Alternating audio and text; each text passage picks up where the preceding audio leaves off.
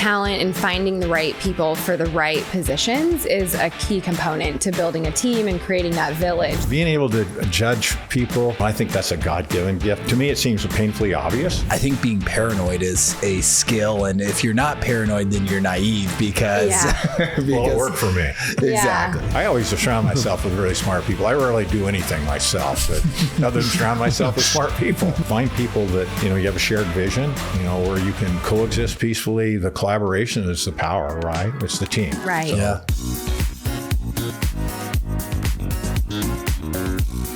Welcome to the CashFlow Quest, everybody. Today we have a really special guest with us, Pat Kilkenny, in addition to Ben Schuster, who joins us on our panel. And Blake is remote today. He is looking at mobile home communities in the Dallas, Texas area and looking at a couple of deals that we have tied up and we're pursuing. So he's having some fun out there today. But fortunately, we're all here together and we're going to have some really fun conversations. So I'd like to pass it to Ben to give an introduction to Pat Kilkenny. Yeah, awesome. Thank you, Jen. Pat is a dear friend, and I think above all, just a really good person. He's a serial entrepreneur. He has built incredible businesses through insurance primarily, but has invested in many different verticals, which I think we'll touch on today. And I think it's really topical, especially all of his experience in the insurance industry. I mean, you've been involved for over 40 years, have built some billion-dollar companies, have seen some exits, and currently own a couple of, or I should say a handful of insurance companies currently. So we definitely want to touch on your background, your experience, your entrepreneurial kind of journey that you've gone through. And then we'd love to also touch base on just what's going on with the devastation in LA and just the wildfires there. And what does it really mean? Obviously a lot of heartbreak and people losing homes, but in terms of the insurance industry, where we're at today, where do we see kind of going forward and that impact to not only homeowners, but maybe investors and future premiums or lack thereof, or lack of, insurance coverage. And then aside from being, an entrepreneur, you are also a legend in the college space, a former Oregon Duck. You were the athletic director for a couple of years and were very instrumental in building the basketball stadium, as well as reinstating baseball and building out that stadium as well. You're good friends with some legends, including Phil Knight, who is the owner and founder of Nike. So maybe we'll touch on that as well, and just what you're seeing, in college sports and the collegial space, but as it pertains to NIL, so name, image, and likeness, just touch on the NCAA and the impacts of the NIL on just collegiate sports. And it's very topical, some big headlines. But it's very hard to introduce you, Pat, because you do so much. But if there's some way I would describe you, just a really good, humble, amazing person. And you do some amazing stuff in the community. That's how our friendship has spawned, is through the foundational impact, through the Lucky Duck Foundation, which we'll touch on today as well. But Pat, thank you for joining us. Yes. And we're excited to jump in today. Yeah. Well, thank you for having me. It's all part and parcel of being an old guy. You can't do all this in a short period of time. And I've been really blessed. I think it must, and that, as you know, the Lucky Duck Foundation, I'm an Irish guy, and so I'm very lucky too. So. I love that. Yeah. And better be lucky than good. That's right. Well, when you don't have the good as an option, you got to go with the lucky. Well, let's kick it off. Ben has heard your story, and Blake might have too, but I'd love for you if you could share the story of kind of like how you got started and into the insurance business, and kind of, well, you could pick it up wherever you'd like to start, but if you could, tell me your story. How did you get started and decide to buy an insurance company? Well, it's a long story, so I'm going to try to abbreviate it. I went to work out of school for a subsidiary, ultimately of General Electric Credit Corporation, and at about year 5, they wanted me to move to the New York City metropolitan area. And I was living in San Francisco at the time, and I really didn't have any interest in living in the Northeast. And so I left and joined an entrepreneur, and that ultimately didn't work out. And then I was asked to do a consulting job for a firm in Southern California that owned a firm by the name of Arrowhead. It was a small public company. And so I moved to Orange County and went to work for them. And after a year, they were taken private, but they didn't want to buy the Arrowhead asset, and I was the CEO, and it was in 1985, I guess it was, and I.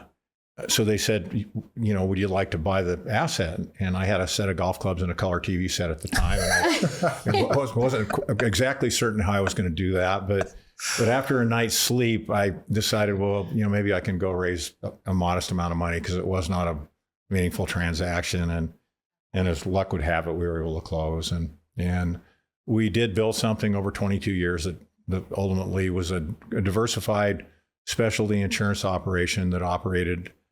We were licensed in 50 states. I don't remember how many states we actually wrote premium in, but we had maybe 20 different specialty programs that we did. And the business was about 10 million in top line when I effectively bought it. We have some minority shareholders too, and who are all part of the team.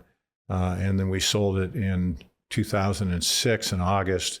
It was about 1,000 employees at the time. About $1 billion in top line. Wow. And I actually left that day. I had some counsel from some of my board members that told me that they didn't think I would work well for others. And I don't know what they meant by that. No. I'm not sure it was complimentary, but I think Blake knows what you mean. Yeah. But I think it was an accurate assessment. So I left, and I actually never entered the building again after that. So, it was it was too complicated. How do you go back to the building when you know all these people and all these relationships? Sure. It wasn't like I didn't see those people after the fact. So. Yeah. Well, and what a story, because you buy a company that, you said grew it to $1 billion in annual premiums. Mm-hmm. Where was it when you acquired it? About 10 million. So about 100x. Wow. And over 22 years. Yeah. But 21 years, I guess, when we closed. So that's incredible though. Yeah. So we had some fun. We had a great team. It takes a village, right? It doesn't matter what you're doing. It always takes a lot of people. And I've always had a great eye for talent. If I've had one thing that I do really well is I identify great talent, and I'm able to put them in situations where they have an opportunity to succeed. So what's your secret there? How do you assess talent? Because I agree with you. I think that talent and finding the right people for the right positions is a key component to building a team and creating that village that helps you take businesses to the next step. So do you have some secrets that you want to share about that? Well, I mean, first of all, I think being self-aware is really important, mm-hmm. and not high achievers generally are, because that's how they're high achievers, because mm-hmm. they understand strengths, and and equally important, they understand what they don't do well, and they surround themselves with people with complementary skill sets and empower them. Shared wealth is really important too.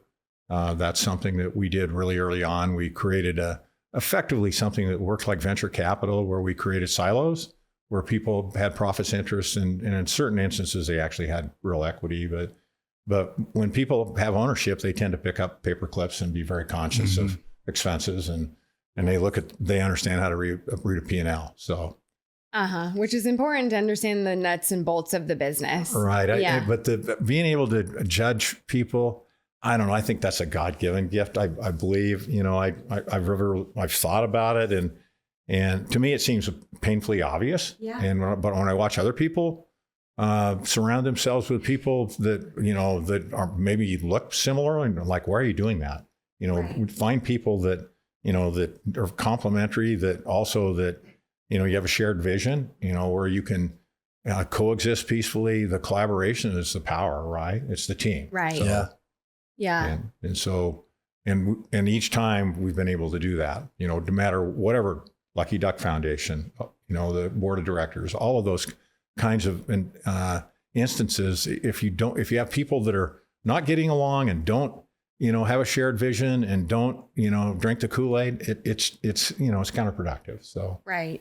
Absolutely. And I think too, I love that you said it's like a God-given gift to be able to spot talent and find talent, because it is difficult. You could probably say, yeah, they have good EQ, or they're smart, they're driven, but there's something, I don't know if it's energy or where you can spot people and you understand hey, that's the guy or gal that I want to be in the trenches with, you know, when stuff goes right. But also when you're running a business and just going through life in general, a lot of the time stuff is going to go wrong. And what's most important is like who's next to you when stuff goes wrong. Yeah. Couldn't agree more. Yeah. So you grow this business from $10 million top line to $1 billion. And you have impeccable timing on the sale, 2006, because we all know what happened a couple years after that. It was about 11:59 p.m. That's where the luck comes in. Yeah, so you obviously have a lot of luck, but you're also, very, very intelligent and a great businessman. Can you share, what did it look like? Was that the first sale that you did, like the first like big exit? And what did that experience look like? Who did you sell to, if it's public? Maybe go through kind of just the details of like, hey, let's sell this. Let's exit, experience a liquidity event. You get the investment bankers involved and, the private equity folks. Like, how did that look? Can you shed some light on that for folks that might not be familiar with that? What selling a multi-billion-dollar business looks like? Well, we never really brought in outside capital, so we never took meaningful dilutions. And nice. And then in addition, you don't lose control. So yes. So, and we did have a meaningful transaction. We did probably 5 years ahead of that, where we outsourced about 500 of our employees and not only did we get an outsourcing arrangement that was cheaper than what we could do it for because there was technology wrapped around it, but we also got a $20 million payment, which helped us in some of the bootstrapping we were doing. Unfortunately, the $20 million payment, did help, but they did a miserable job, and we ended up taking all the 500 people back. So, and they almost killed our franchise. And as the saying goes, if you want it done right, do it yourself. So, so the outsourcing got kind of gone sideways. It was a small public company that ultimately went bankrupt. So, oh wow! But they told a good story. They just weren't really good at operating. Yeah, we run into that too, where they sell something and then as soon as you get involved more intimately operationally, it's not what you originally thought it would be. And so luckily you were able to pull it back and save it, right? Yeah, no, yeah. It was very painful. It didn't get litigated, but it was a very painful repossession, if you will. Yeah. So. Oh boy. Well, see, there's never dull moments. You had to clean up. You had to deal with all of that crazy kind of tech stuff that they put into your mix, and then you got to take it back and declutter it and get a hold of it again. That could be a nightmare. Yeah. At one point, we had 80 software programmers on staff. Wow. So, because there was not a lot of shelf software back in the day. Yeah. So we had to home grow virtually everything. And then we divested of a fair amount of those assets when we did the outsourcing arrangement. And so then the source code was up in the air on the platform that had done the outsourcing. I mean, I could go on for ad nauseum, but it was I don't even know that was a good learning experience because you don't tend to do those things again. So yeah. We found consistently with technology and even the AI concept everyone's all fired up about. It's like, you guys don't really understand, it's not going to be the magic formula. Whenever it's going to be this is the golden bullet for all of your problems, I consistently, those things have never performed. Yeah, you've got to be careful about being Pollyanna about anything. So in business, but that did give us some working capital to further diversify. Yeah. So that was it was fortuitous, painful, but fortuitous and on reflection. And then because we had grown to a scale and scope that from a, privately owned business, we didn't really have a peer. So the private equity started knocking on our door. We didn't hire a banker. I did have an ex-JP Morgan banker on my board who was very helpful, and the managing partner at Price Waterhouse was on my board. So I kind of put them out front and I said, hey, help me for myself, guys. Yep. Right. And you need to run interference for me. And we had some starts and stops on taking some minorities out with private equity that, ultimately those things failed. But because of the frothy nature of private equity, as you just pointed out in 2006, it was a pretty brief period of time. It started in mid-April and closed August 6th. Wow, that's pretty And it was fast. all cash. And all the warranties and reps basically expired at closing. I stayed on as a compensated board member, but that was it. Yeah. I rolled no equity forward. And then when you started that company, just as that exit, I imagine that you've made a lot of your peers, your colleagues, the people that help you build this over that, from 86, 84, all the way to 2006. Did a lot of those equity owners, those people side by side, did they ride the ship all the way to next to you through the exit? A lot of them got a second bite of the apple, which they did very well on. Good. Some of them that were closer to my age, I think exit. I'm trying to, I've done a few of these now. I'm trying to remember some of those details, but they all did really well, which was great. I mean, that's, I read the Ray Kroc book about one of his greatest thrills was, having a lot of the people that worked hard that gave him his great success. They achieved great, financial success for themselves and generations of their families. So yeah, which is incredible and makes the journey so much more fun when you can absolutely. do it together. In fact, I'm going to lunch from here with a number of these people that, awesome. And we get together, fairly frequently. Yeah, and make fun of each other. Yeah. Well, in fact, one of them had a license plate that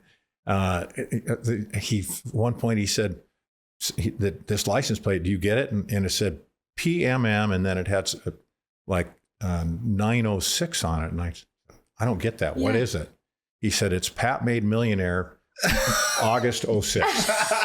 Oh my God. And your friend still today drives around with that license plate on his car. Millionaire. Yeah. Oh my God. I love that. Yeah. That's hilarious. Yeah. Well, and when one thing we did, we took our jobs very seriously, but we didn't take ourselves very seriously. Well, and kudos to you for, helping him earn that. Oh yeah. So, okay. So then if we're kind of following this story chronologically, we're in 2006, you sell the business and then you get a call and someone says, hey, Pat, will you come to Oregon and be the athletic director? And what do you, I mean, how do you go from, this selling this insurance business, being an entrepreneur to then saying, hey, I'm going to go give back not only, my treasure, but go give my time, which is, I've heard you say many times, that's the hardest thing to give is your time. Yeah. Go give my time, do pro bono, go be the athletic director for the University of Oregon. How does that even happen? Yeah. Well, there were some issues with current leadership and I was able to help orchestrate an exit for current leadership, who's still a very good friend. And, it was, these things generally run their course.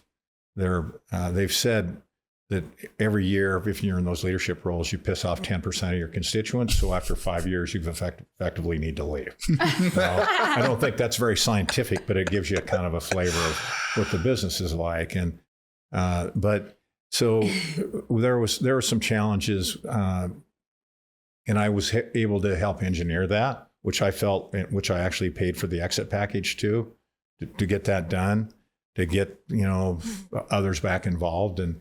And so that was in September, and then they did a search that apparently was failed. And I got a call in late December saying, we've figured out who the next person's going to be. Who's that? They said, you. And I said, well, seriously, who are you guys thinking about? And after a fact, I said, well, if you want to hire a businessman, why don't you hire somebody who knows who the governor of the state of Oregon is? Because I don't know. So then my wife in the background said, she was catching on this conversation. She said, if you're moving to Eugene, you don't need a very big house because I'm not moving up there with you. So it started well. Yeah, that's a great start out the gate. Yeah. I don't think she liked me much to start with, but that didn't help. My God. So I'm going to back up just a little bit because you had gone to school previously at University of Oregon, and then did you finish or study? Did you follow a brother? I've heard mixed stories here. So tell me, you went there? I left early. All my siblings went there. Okay, so it's kind of a family. All 5 of us went to Oregon. So. Okay. And Very it was, cool. I wasn't married. I didn't have children. This is, the Oregon involvement started in the late 80s. So, okay. And so I developed relationships with a number of the coaches and over time I, became financially a bit more involved and because of my free time, I developed some pretty strong relationships and made some pretty meaningful financial gifts too. And so it evolved, over time. And did you play sports when you went there? I walked on for 2 nights, and the reason I walked on the second night is because I couldn't believe I was that bad the first night. Okay, well, that makes the story even more incredible because you didn't really play. You went for a couple of years, and then they invite you back as this business entrepreneur to run and be the athletic director. And I can feel that you're very passionate about, sports and the industry. And so, what a unique opportunity. And hopefully you worked it out with your wife, and she did end up moving to Eugene with you. She ended up being a big part of the solution, because when you do these jobs, both are involved. Sure. It's a way of life. Yeah. And I would say she did a much better job than I did, quite frankly, but she kicked my butt out every morning, because there was times I did not like it at all. Believe me, I wasn't in Afghanistan. It wasn't, I wasn't working, but it was not an easy job. And it was fairly contentious. The faculty was not crazy about the investment in athletics. And so I spent a lot of time, probably half my time on campus and the other half my time raising money. So, but can we touch on, just because, I think I highlighted it earlier, but let's talk about some of the investments and some of the, where it comes to the stadium. Like, obviously you reinstated baseball. The baseball stadium is PK Stadium, so it's named after you, but then a $200 million new basketball stadium. Can you just touch on, during your involvement there, you made some pretty historic strides in just the overall development of the University of Oregon athletics. You want to maybe highlight some of those big business ventures that you put together? Well, our president, we had an arena built in 1929. It was a wood frame building for $175,000. We were still playing basketball in 2007. Wow. Division I, Oregon, that's a big school. And if, given my background in insurance, there was no way we would have insured that building. So it needed to be, we needed a new building. A fellow by the name of Judd Heathcote, who was a Magic Johnson's college coach, encouraged me to make that, my passion. So I got involved in it about 2002, started funding, a lot of the studies and a lot of the architectural work. But it was going to take a meaningful gift in order to get it done. And our president wanted to retire when that building was built. That was a legacy building for him. Wow. So that's the truth be told. That's why I went up there, was to build a building. And that's what I thought I was always going to do. And I was going home. And I didn't know I was going to get involved in a lot of other initiatives. And it was quite an experience. And the baseball thing, it was a Pac-10 at the time, but there was a Pac-9 in baseball. So we were the only school that didn't play baseball. And they saw the new, sheriff in town, the baseball community did, and said, hey, maybe we can get this guy to do it. And after a fashion, it made great sense. We were able to reinstate baseball, and we hired a national championship coach. We built a baseball park that's probably the best in the conference. In fact, I'm confident it is. And we've competed at a really high level in baseball. In fact, I looked at the polls yesterday, and preseason, I think we're number 12 in baseball this year. Wow. And it rains all the time. That's awesome. It just blows my mind that Oregon before this time didn't have a baseball team. When I was reading up on this, I couldn't believe it. So it's just like, how does Oregon not, have a baseball team? That was everybody, the community's take. Yeah. And then ultimately our president was great. He got out of our way and let us do it. We actually had to cut wrestling as a byproduct because of Title IX. So that was a very painful part of the journey. Yeah. Having to, cut 24 student athletes that you brought to Oregon to wrestle. Then because of the debt that we'd accumulated on building the arena, we couldn't bond any more facilities because we reached our debt limit. Mm-hmm. So I had to go out and find commercial banks that were able to help fund the baseball initiative. Wow. So it was a one-off. And I did tell our president if we didn't get the lead gift, I'd do it myself. And unfortunately, we didn't get it. So you did it yourself. Yeah. So that's why it's called PK Stadium. I don't think it was about my boyish good looks. So. And maybe it's bringing the team luck now, right? Well, it's something I take great pride in, quite frankly. Absolutely. So, yeah, as you should. I'd love to go up there sometime and go watch a game. Me with too. You. Yeah, I have actually never set foot on the Oregon campus, but growing up, I just loved Nike. I loved the colors. And so when I was a little kid, I was an Oregon Ducks fan. I had like some memory, I had the t-shirt and the hat just because they were just so cool on TV. The jerseys always change. I love Nike growing up playing sports. I was a football player and a wrestler. So it's just such a cool school, and they had a great run this year. And I know we'll probably dive into the NIL, but before we kind of go in deeper into the NCAA and just, college sports, you wrap up your time as the AD, and then what's next business wise for you? Well, the chairman of the board of the Oregon University system ran a private equity firm.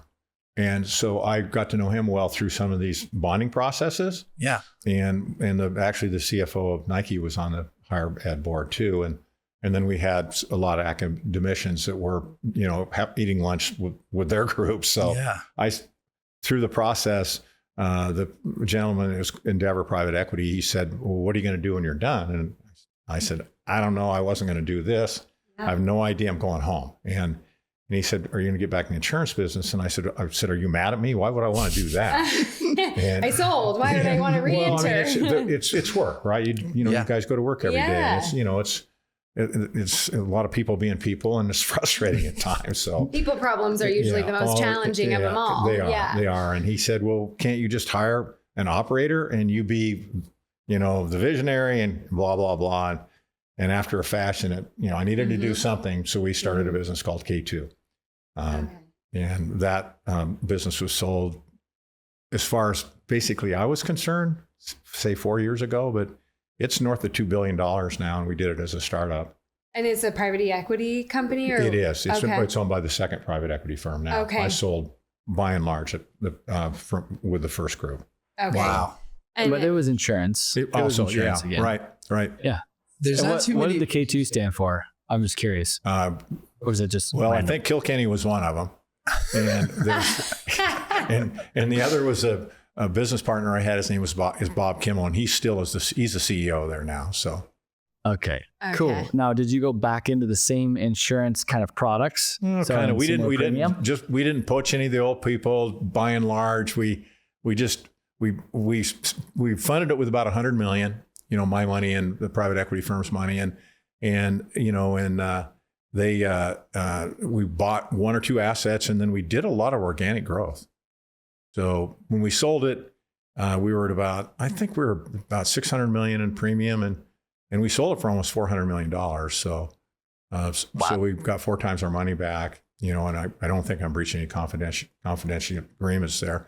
And they sold it a second time for $1.2 billion recently. Wow. And so we started in 2011, they sold in 23. So that's a fair capital appreciation over that period of time. Yeah. Don't you love private equity? Well, maybe not your. No, I do. I had a really good partners with Endeavor, fabulous partners and good friends, but they run in all shapes and sizes, right? Yeah. So some of them are micromanagers, and some of them get out of your way, and they're all really smart, and they're great at financial engineering. Yep. Yeah. But some of them can be a handful too. So what other insurance companies today are you either minority or majority owner in? Because you have K2, you sold Arrowhead, you sold K2. Are there any other ones currently that you're involved in? Well, there was one of the companies we weren't able to sell as part of the transaction with Endeavor. And it was the balance sheet company. And I ultimately ended up buying Endeavor out on that company. It was a 40-year-old, 50-state licensed insurance underwriting company that has a balance sheet that writes, insurance products. And then there was a second one that I owned before that related to, I'm in the bail business, court bail business. Yep. And we wrote all the court bail bonds, and I owned the majority of that company too. So we have both of those. This year we'll do about $400 million of sales between the two. Okay. It's amazing. Wow.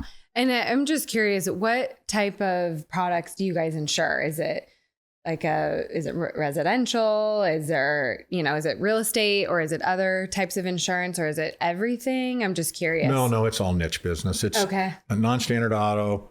We do write some homeowners. We write a product that's a wraparound product with the Fair Plan that you're reading a lot about right now.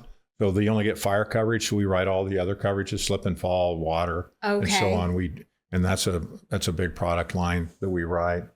We do a lot of court bail. We're the largest court bail writer in the country from a direct basis.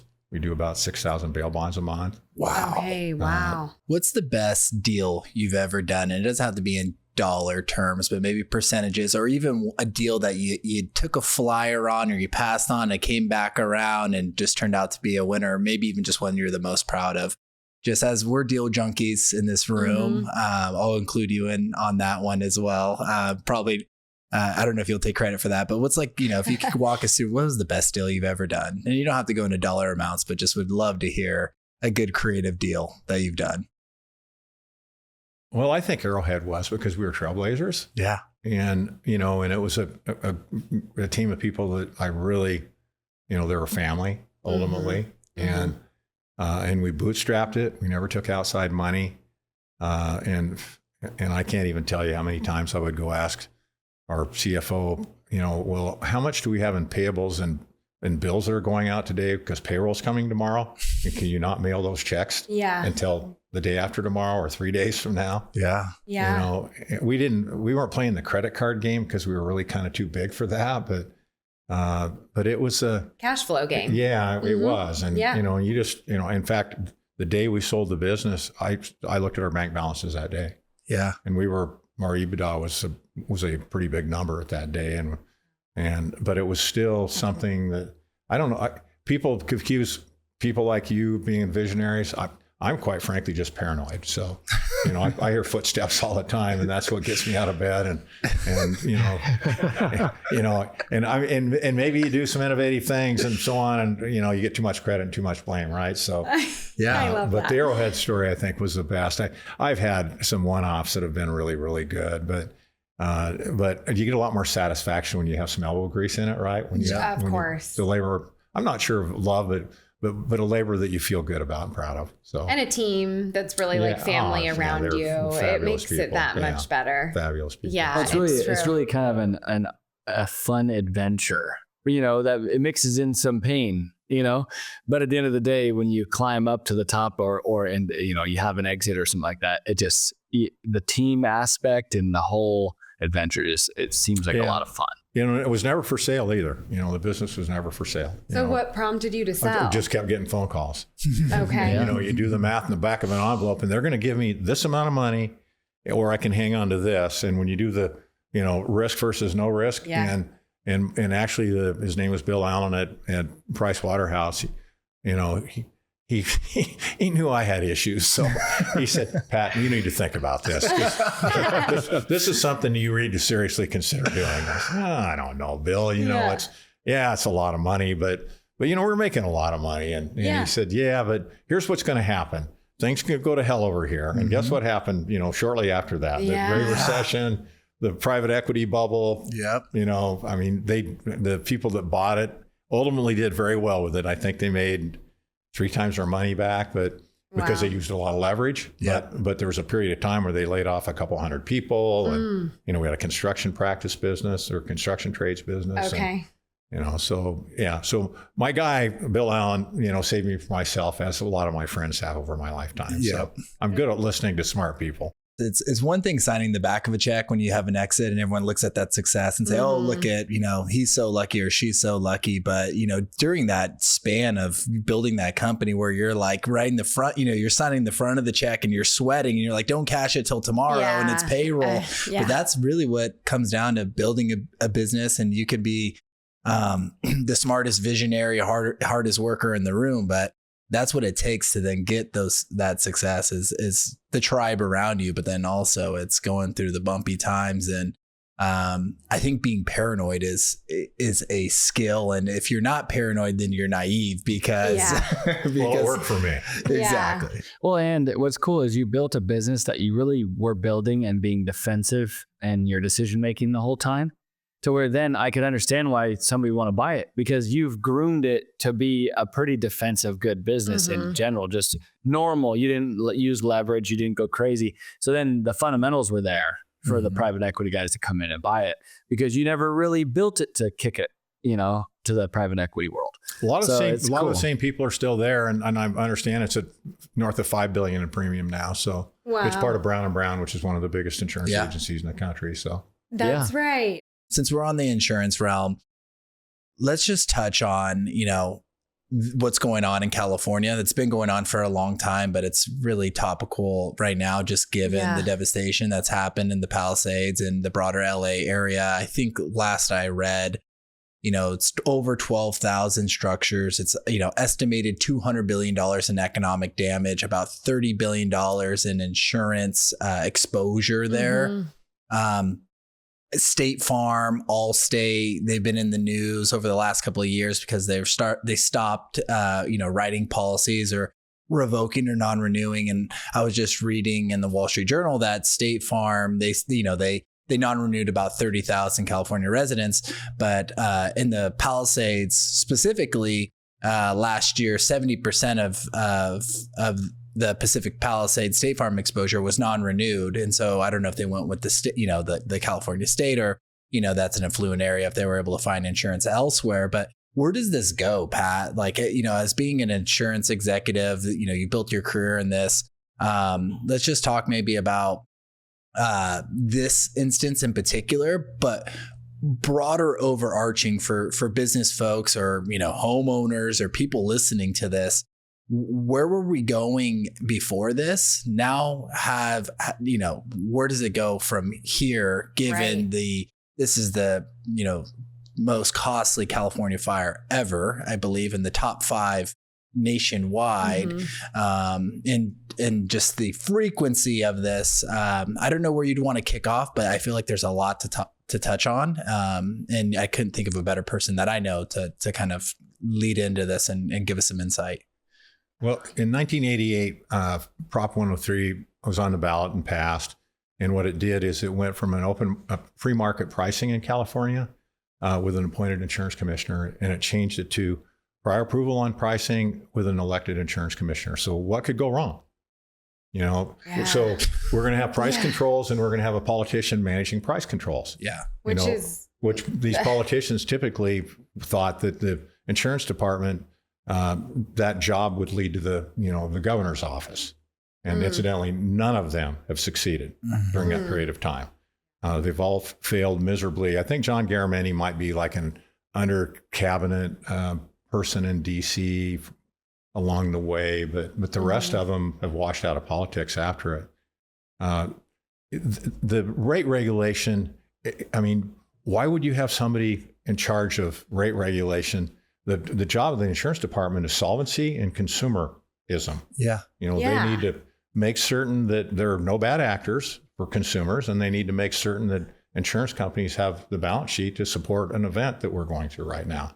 Instead, what they do is they try to micromanage pricing, and what's happened over the last 4, 5, 6 years, there's been literally no price increases during a highly inflationary period of time. And construction, as you know, is significantly higher than typical, eggs and milk. So, State Farm is a mutual company, so they don't have shareholders, so they tend to be probably stupid patient, quite frankly. But Allstate is a public company. They exit. Farmers is controlled by Zurich. They exited, and they all did it because they can't make money. And and additionally, it's confiscatory. So what happens now is, if you read what they're stating is, well, and you're going to continue to insure these policies going forward at inadequate rates. Yeah. So, which is crazy. Well, it's something they do in Russia. Yeah. But they don't do it in America. Yeah. But they do it in California. And what's going to happen is the construction trades business is not going to be able to, do the things they've historically done. And it's going to, everything that politicians tend to do are based on, after the fact, when the problems already exist. They never are preemptive about anything. Correct. And so they're going to have to do something now, because we have a really rock hard market with basically the state fund supporting a lot of it. And more companies are going to either exit or become insolvent because of this event. I don't know that there's any insolvencies that are imminent. And it all starts and stops with leadership. It's just, there's no collaboration. In fact, they circulated a letter last week saying, don't sign any agreements with insurance companies without getting outside information. So what they're doing is they're even creating an acrimonious environment. You know, the industry wants to work with the regulators. They wanted to work really hard. They ultimately just gave up and punted. And when you think about State Farm, how many agents are State Farm agents in California that basically are losing their jobs because of it? Correct. They want to continue to write policies. They just want to do it profitably. Yeah, well, and I read somewhere that State Farm is one of the, California specifically is one of the largest markets for residential insurance because of the housing. And so if you exit that, it's a huge loss of opportunity. Well, the exiting markets, I think, were north of 50% of the market. Wow. And that's before this event. Okay. And then the other thing that the great wisdom in our insurance regulators do is they move the goalposts. After the Oakland fires, they decided they'd have to have replacement value on all these homes in Oakland, even though the policy form read actual cash value. Yeah. So you charge a price for actual cash value. And these are smart actuaries doing this. These are not hacks. These are people that really, they have data sets that are unbelievable, and they can't price it, laser an outcome, but they can get an outcome that's fairly predictable. But when you move the goalpost, they did it on workers' compensation where they changed the benefit schedules retroactively. Where do you do that? I mean, I don't even understand why the insurance industry, allowed that to happen. I would have, if it were up to me and it were my money. But what's happened is so what typically happens after Katrina, Sandy, Northridge, there was a lot of capital formation that happened right afterwards, because that's typically when the margins, when people can come in that aren't incumbents, they can get higher rate levels, they can be more laser-like in their underwriting. There's no capital formation going on right now because nobody wants to come into California. So they do not understand what an absolute problem this is going to be. And I would hope that somehow, some way, that they get out of bed and realize that and then the last item is now they're saying, well, they'll let you get adequate pricing, but you have to write high hazard business in order to get it. Okay, you can make money over here, but you're going to have events over here. Well, how does that allow, and the reality of all of this is 401ks are funding insurance companies. Retirement money is going into insurance companies. But if you go look at Wall Street right now and look at the multiples that insurance companies trade at relative to the rest of the financial community, I mean, Mercury Casualty, which is a really well-run insurance company, trades at 5 times earnings. Wow. I mean, it's just nobody wants to own insurance stocks. Yeah. Because they know that it's all of the problems that they have getting a return. Is the bigger problem Is that an opportunity? Sorry, Ben, but I was just curious. Are you going to be buying some stock? I don't pick stocks, but I've got some really smart people that do that for me too. I always surround myself with really smart people. I rarely do anything myself, but other than surround myself with smart people. It takes a village, right? We all lean on each other. It does. But I think capital formation would make some sense on fringy, initiatives where you can be really, sophisticated in how you manage your concentrations. There's so much technology out there right now today that, like we have some fire, losses, and we kind of generally knew where they were at in 3 days because of all the mapping that was out there, and we could tell where the fire lines were. And even though you can't see anything, but there was enough intelligence that's available because of technology. But I think the insurance department will do what they need to do and have to, allow people to make money, because otherwise it's going to shut down the construction trades business. So their job, quite simply, is to protect the solvency of insurance companies and to protect the consumers from bad actors. The insurance industry, like every other industry, is very competitive. In 1987, we had some of the lowest prices in America because everybody wanted to be in California, and we got rate increases anytime we wanted them. Well, guess what happens?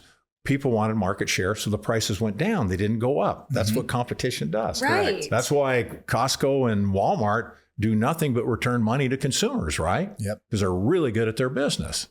Well, the insurance industry, Progressive, is unbelievable in how they run their business.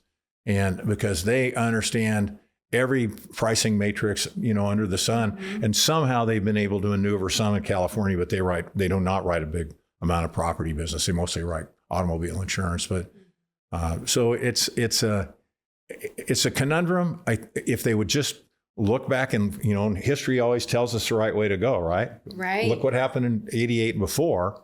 We had an incredibly well-served market where, and quite frankly, the insurance companies were not making a lot of money, but they were competing, and it wasn't a race to the bottom, and there wasn't a lot of insolvencies, but they have to fix it. They have to do something now. Was it going to burn regardless though? Like, is it really just a ticking time bomb from a risk assessment?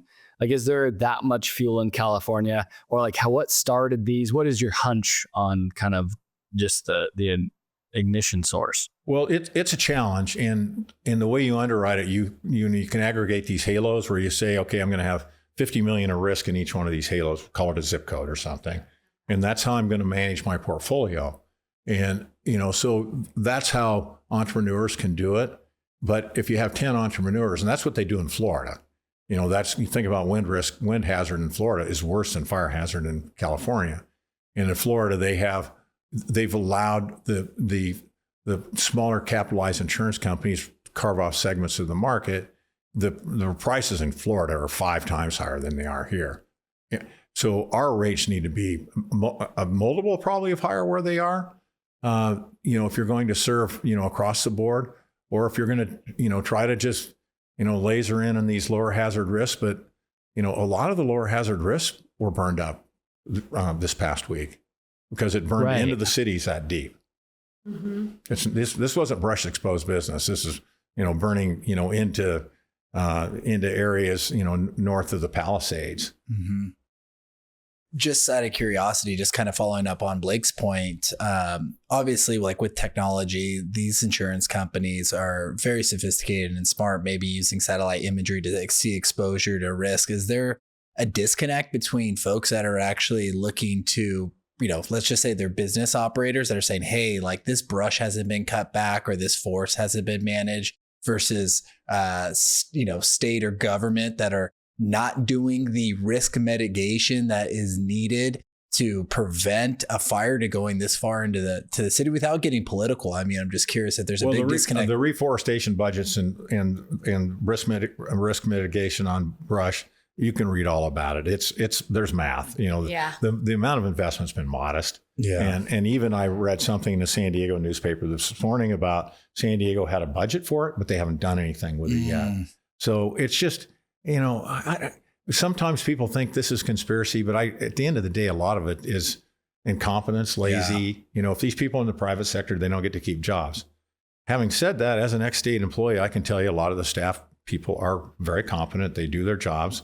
And then the politicians jump in and tell them that this is what they need to do, which is contrary to what they know they need to do. Yeah. So if I were to kind of synthesize or summarize what you're saying, we need more competition, less regulation. So I think they're like caps, right, on how much you could increase insurance in a given year in California. So more of a free market society and seems to work. We live in America, right? Yeah, seems to work. Right, exactly. We don't need the caps. Eliminate the caps. Let the different companies come in and have them, the consumer, set the premiums. State Farm, Allstate, and Farmers are back right away if they can. If they have that type of freedom. And to your point, it's you hear that on the surface. You say, well, then prices, it's going to be price gouging. Prices are going to go up. Well, if you're an econ guy, it's maybe in the short term, but as more competition comes in, then prices drive down, like you're saying in the 80s. So well said. That's the way it works.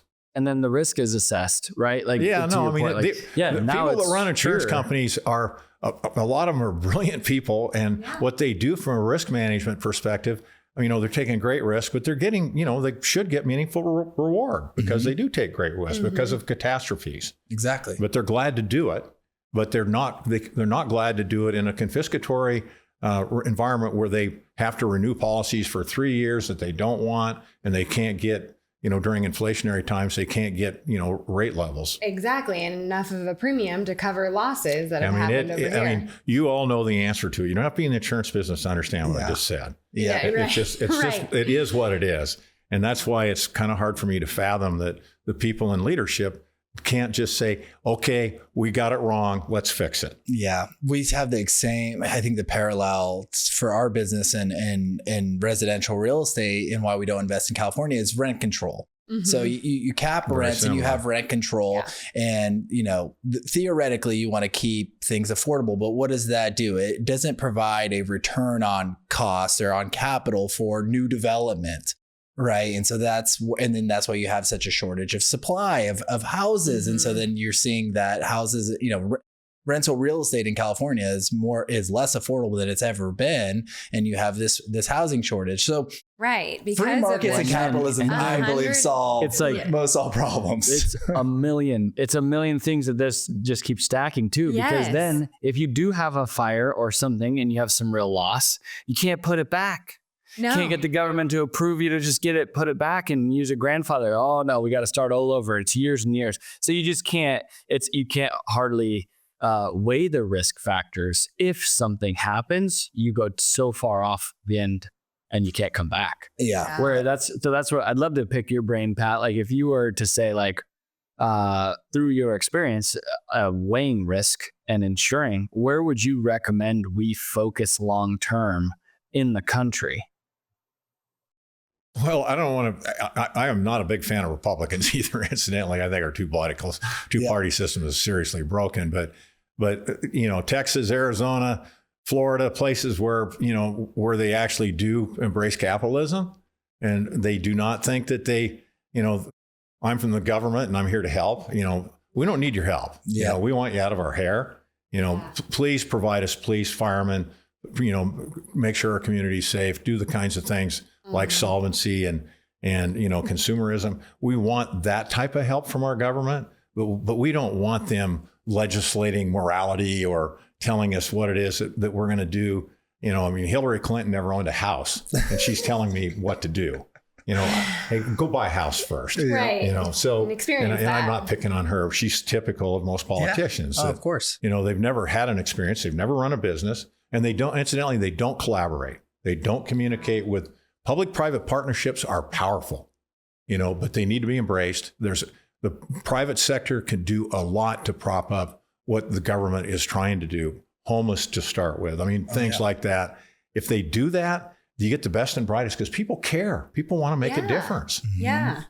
I just had a meeting this week with guys that are on the front lines of the manufactured housing industry to push and to build more. Obviously, you can only build more in places that you said, like Texas and Florida, states that understand. There's others, Tennessee, the Carolinas, that you could still, get to a logical conclusion with people in government. And what they're doing is they're trying to get HUD to approve kind of a different package because Dodd-Frank, the bill, when they came through from the mortgage crisis, it handicapped the mortgage business for manufactured housing, which kind of created a weird, super high cost mortgage product. And so they're working to collaborate with government to figure that out. Well, the guy I met in the Oval Office with Joe Biden, and he had trouble with Biden, but not just on just Biden and who he is and his mental issues. It was actually that like the presidential and the executive branch doesn't even talk to HUD. They don't, so there's like lack of communication on a ton of different angles to where that, to your point, when you have the motivation and you're private, will come in and solve the problem. And so they've perpetuated this lobby on the private side to the level that it is now and made it, frankly, a mess. So the lobbyists now run the country, and it's just like, it's a heck of a, rat's nest almost on the communication front, it seems. Well, hopefully the new administration, at least at the federal government level, will embrace, get out of people's business and embrace, those types of economics and those types of collaboration.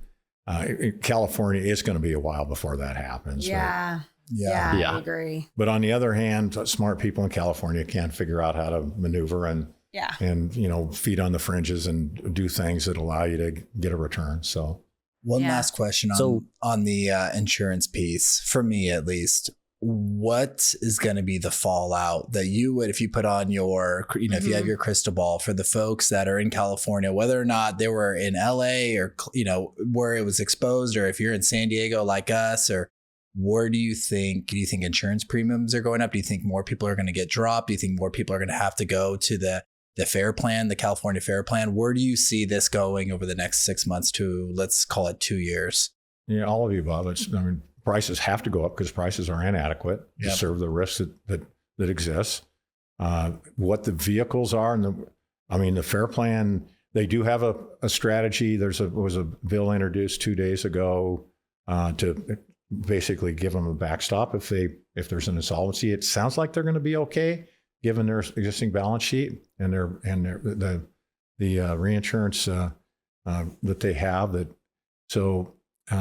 But they're going to get more applications for insurance because the existing markets.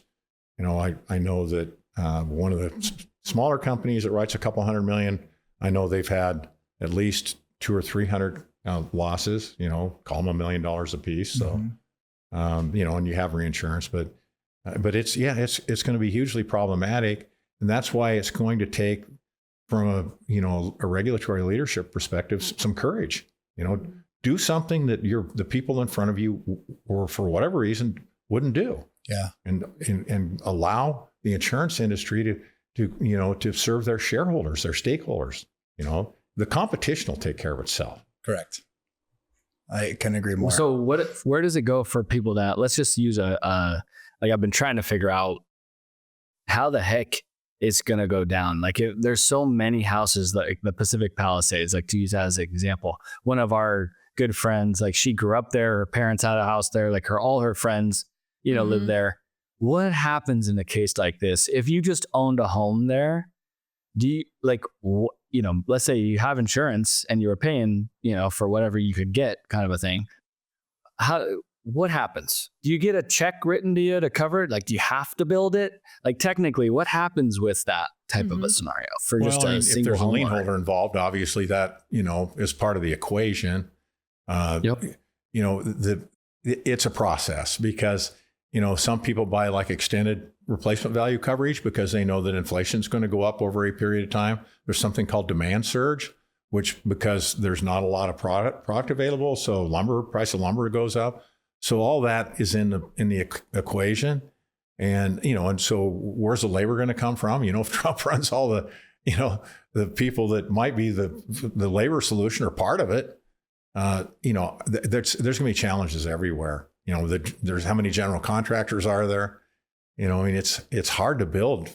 And I'm hoping that the city and the county will give them expedited solutions in terms of building permits and the like, but. Yeah, it's complicated, and it's not going to be easy. The industry, has done it. We've done it time and time and time again, and we know how to do it, and it will get managed, and they'll be treated fairly. And people, you get, displacement coverage. There's all kinds of help, but if you lost your job in the middle of it because you work in a strip center that just got burned down, this thing is hugely problematic, and it's heartbreaking stuff. So but it's not an easy answer. Got it. The industry is part of the solution. And the one thing you have to understand about, if you act in bad faith ever as an insurer, the trial bar is so loaded with people that love to chase plaintiffs' lawyers that they'll, if you have $1 million limit and you do anything in bad faith, the trial bar will blow your limits and you'll end up paying a $10 million claim. So insurance companies are hyper sensitive to making certain that they do the right thing, because you go up and down Wilshire Boulevard, half of them are the plaintiff's bar. Yep. And that's what they do.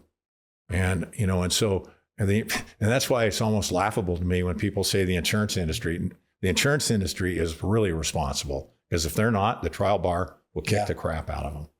Yeah. Boy, so you have a really good accountability factor there. And I think they would do it anyhow. But there's a lot of fear too, because those $1 million limits going to $10 or $20 million for their punitive damages is what they are. So. Interesting. Unreal. Yeah. Yeah. Well, then they're in for a ride. Sounds like several years of just kind of interacting with the insurance companies.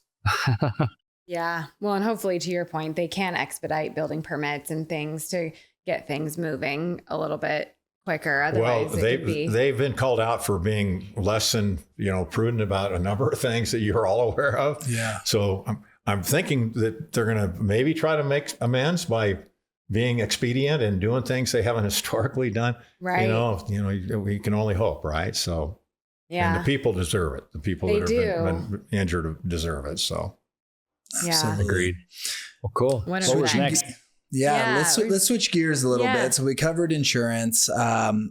Given your experience in collegiate sports, there's a headline out there that I was reading, and I love college sports. I stopped watching the NFL after the Chargers went to LA, and so I only watch college football now. And I was reading a headline that Georgia quarterback Carson Beck, I believe his name is getting offered like $7 million to transfer to go to the University of Miami, which I saw that number and I couldn't even believe it, because that is higher than people coming out of the college going into the NFL draft are making. Which is why some people are choosing to stay in college than go to the NFL, because it's more lucrative for them. Yeah, which is interesting in itself. Yeah. So I don't know much about the NIL, the name, image, likeness. You and I, when we've gone on trips, I've kind of picked your brain from time to time on it. But can you just lay out the industry of the NIL, the impact that it's having on the NCAA, maybe the lack of leadership thereof of the NCAA, and just any other kind of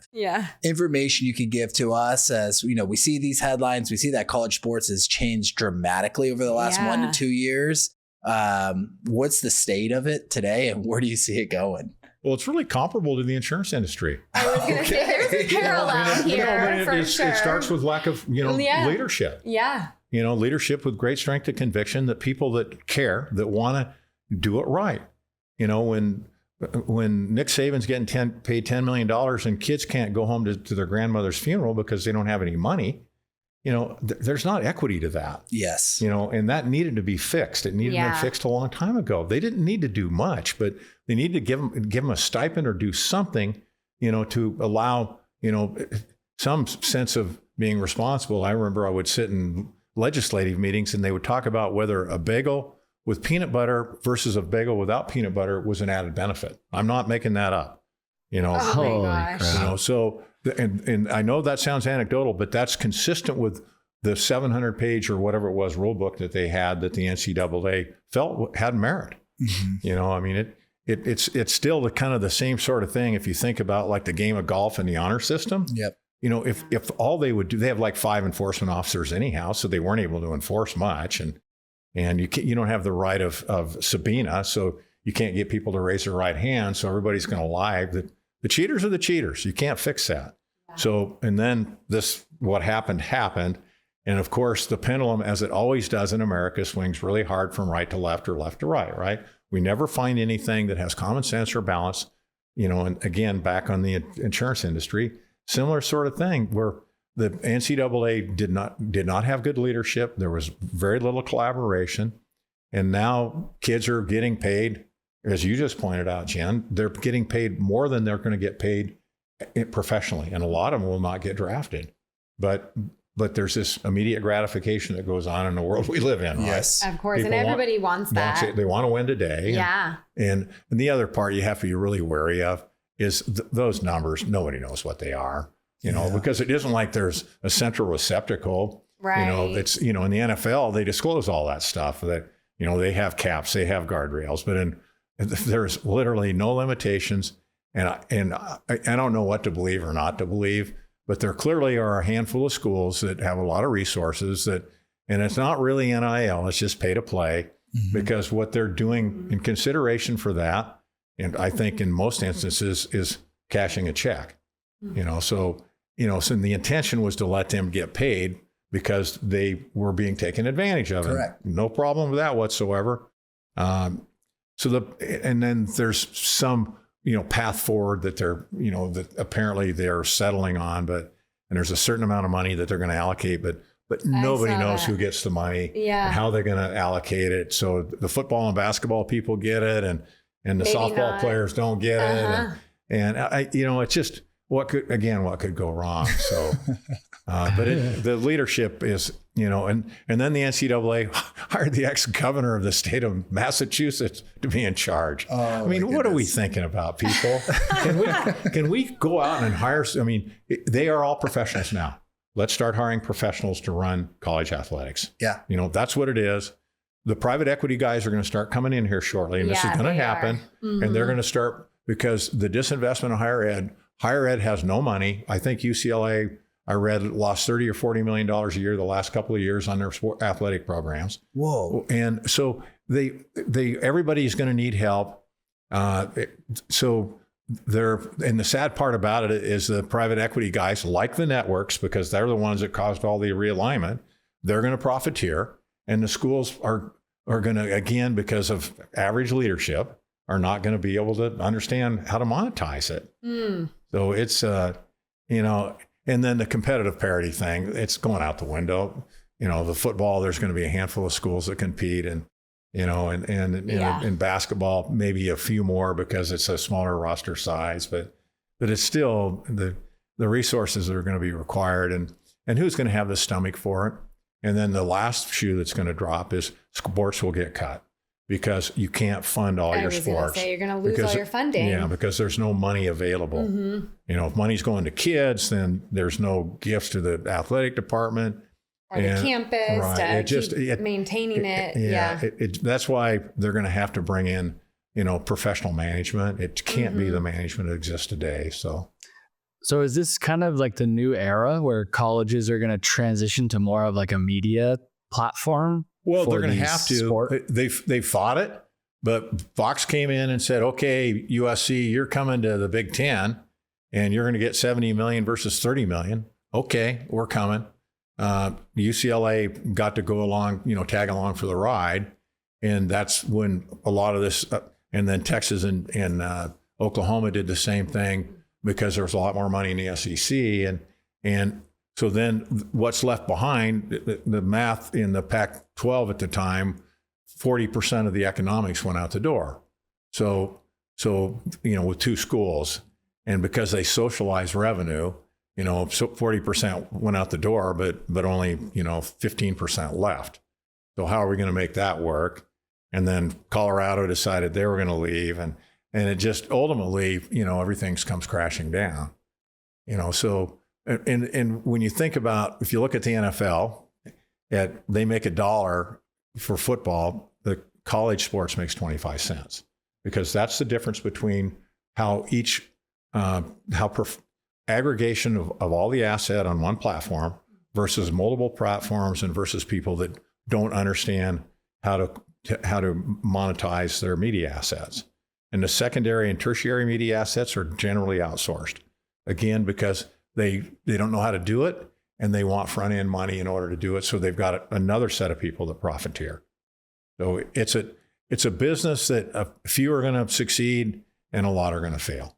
And that's the sad thing about it, because there's a lot of inherent charm. We all loved it. Yeah. But the charm, I think, is kind of going out the door right now. Yeah. When this fails, what does that mean? The school is actually out of money? Well, it just means the difference between the haves and the have-nots. It becomes more pronounced. So you've got club sports over here that used to be NCAA sports. You have the power, whatever the number was, now it becomes a power 25, versus, when I say 25, not conferences, schools, because ultimately they follow the money. And so I think the Big Ten, the SEC are pretty encumbered because they have longer term, rights contracts, with media. So they have a harder time to disassemble that. But the smaller schools are going to have to be smart in aggregation, but they don't know how to do it, because they have historical leadership that they're good people, they're smart people, but they're not skilled at, managing this type of fallout and that type of opportunity. And that goes back to public-private partnerships and collaboration.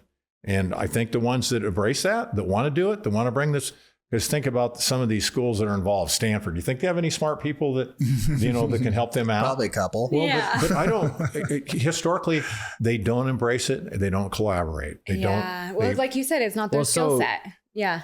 I'll go ahead and say it. I think it's kind of some fresh activity and something that was maybe getting stagnant. Where does this go? I guess my point is, it's kind of interesting to see where this goes. It kind of stirs the pot. Yeah. You could make the argument it's going to take out, the old methods, but if they embrace it, they can make it work, right? Absolutely. Yeah, no, it could, I mean, it's like everything evolves, right? We've got a designated hitter. We've got this guy on second base when there's a tie, and they're talking about some other things that really you're going to get to bring that batter back up again in key situations. Well, it's about, we're selling entertainment, right? Yeah. So part of what we did at Oregon is, and this is really off the back of Phil Knight. A lot of people get credit and blame, but Phil Knight has a lot of resources, but he is a visionary. Both sides of his brain function at a really high level. Okay. And he said, we're going to do a billboard in New York City in 2002 to brand Oregon football. And I started laughing. I thought he was kidding. So that's what the type of thinking, to your point, like, has to happen. Is fresh thinking, innovators, people that understand how to capitalize and how to entertain. That's the part a lot of people forget. We are selling entertainment. You need to compete, but you need to be entertaining. Yeah. And I think they did a good job with the college playoffs. I mean, I think the way that they bracketed, we could all kind of criticize. I think Oregon kind of got the short stick on how they. but no, I couldn't agree with you more. Yeah, but it was entertainment. Much needed, and I would argue they should have 28 teams in and do it, and do a real round robin. Right. And I think because of money, they probably will. Yeah. They said, well, we would never play a game in Vegas. Well, they're all in Vegas now. I know. And they said, well, we could never allow gambling. Well, they're going to have in-game gambling at college sports right away. It's going to happen. You know why? Because there's too much money involved in it. Yeah. So I would agree with you. It's just going to be for the traditionalists, that don't like the designated hitter. They're not going to like it. Right. Right. And quite frankly, when I went to the Rose Bowl this year, I loved it. We're playing Ohio State, and I kind of forgot about everything else. And then we got our ass kicked. It wasn't as much fun, but